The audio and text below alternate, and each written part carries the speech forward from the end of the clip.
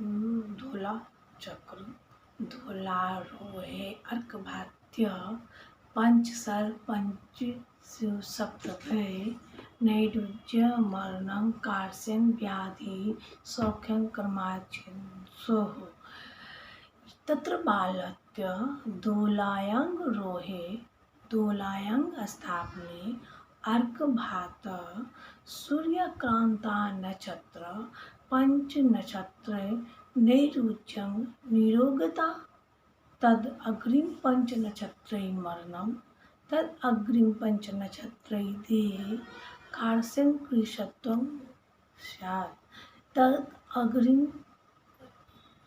अग्रिमे यशस्सु पंच नक्षत्रे व्याधि रोग सप्त नक्षत्रे सौख्यम शिशोरेवेदं फलं संस्कारत्वात् सूर्याचन्द्रभं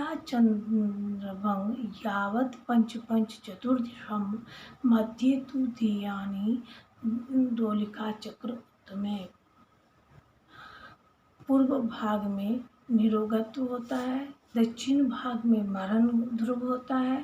अगर पश्चिम में तो कृषोबाला पश्चिम में रहता है तो दुबला पतला होता है और उत्तर में व्याधि संभव होता है।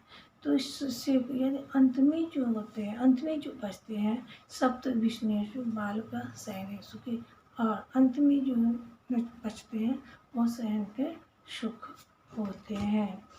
अर्थात सूर्य के नक्षत्र से दोलारोहण कालिक नक्षत्र तक गिनते हैं। यदि 5 नक्षत्र के भीतर दोलारोहण क्रमशः नक्षत्र हो तो बालक निरोग होता है। उसके बाद 5 नक्षत्रों में मरण होती है। फिर 5 नक्षत्रों के बाद दुर्लभत्व की प्राप्ति होती है।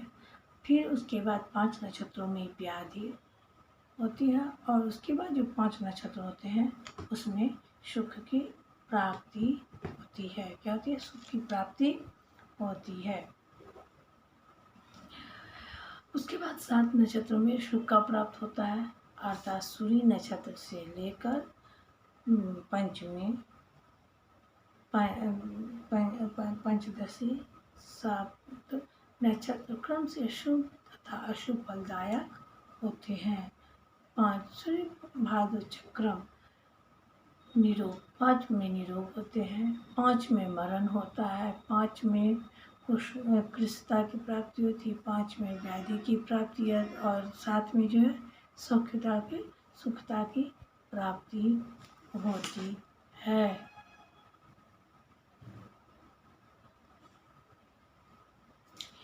सूर्य जिस नक्षत्र में स्थित होता है उस नक्षत्र से 5 नक्षत्र पर्यंत बालक को झुलवा पर चढ़ाकर झुलावे तो वह निरोग होता है, और 5 नक्षत्रों में उस बालक का मृत्यु हो जाता है और फिर 5 नक्षत्रों में वह बालक दुर्बलता को प्राप्त करता है। फिर 5 नक्षत्रों में उस बालक के व्याधि की प्राप्ति होती है और फिर 7 नक्षत्रों में, यानी बाद की जो 7 नक्षत्र बच जाते हैं उस नक्षत्र में उस बालक को सौख्यता की प्राप्ति होती है।